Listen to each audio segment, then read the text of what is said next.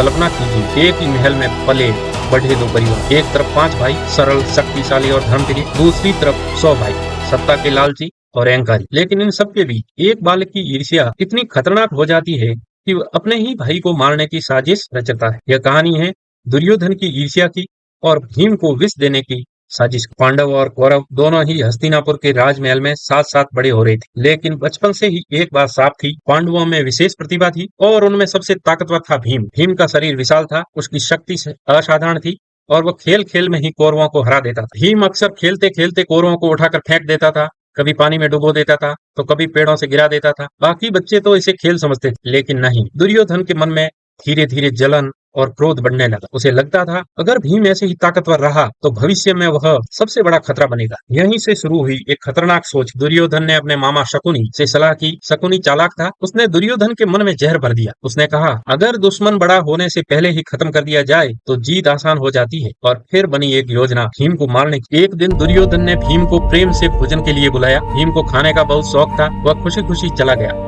लेकिन उस भोजन में मिला था बहुत ही भयानक विष। भीम ने भरपेट भोजन किया और कुछ ही देर में उसकी आंखें भारी होने लगी और वह बेहोश हो। अब दुर्योधन ने मौका देखा, बेहोश भीम को उठाया और उसे गंगा नदी में फेंक दिया। योजना साफ थी, या तो वो डूब के मर जाएगा या विष से मर जाएगा। दुर्योधन को लगा अब उसका सबसे बड़ा दुश्मन खत्म हो गया, लेकिन कहानी यहीं खत्म नहीं होती। जब भीम गंगा में गिरा, वह बहते बहते पहुंच गया नागों की दुनिया में। नागों ने उसे डस लिया, लेकिन हुआ उल्टा। नागों के विष ने भीम के शरीर से पहले वाला विष खत्म कर दिया। नागों के राजा थे वासुकी। वासुकी ने भीम को पहचान लिया। उन्होंने भीम को विशेष औषधि पिलाई, जिससे भीम की ताकत कई गुना बढ़ गई। अब वह पहले से भी ज्यादा शक्तिशाली हो गया। कुछ समय बाद भीम पूरी तरह स्वस्थ होकर हस्तिनापुर वापस लौटा। पांडव उसे जीवित देखकर बहुत खुश हुए, लेकिन दुर्योधन हैरान रह गया। उसकी योजना असफल हो चुकी। भीम ने यह बात अपने भाइयों को बताई, लेकिन उन्होंने इसे गुप्त रखा, क्योंकि उन्हें पता था ये शुरुआत है, आगे और भी षड्यंत्र होंगे। यह कहानी हमें सिखाती है कि ईर्ष्या इंसान को अंधा बना देती और गलत रास्ते पर ले जाती, लेकिन सच्चाई और धर्म की हमेशा जीत होती। और यही कारण है कि महाभारत सिर्फ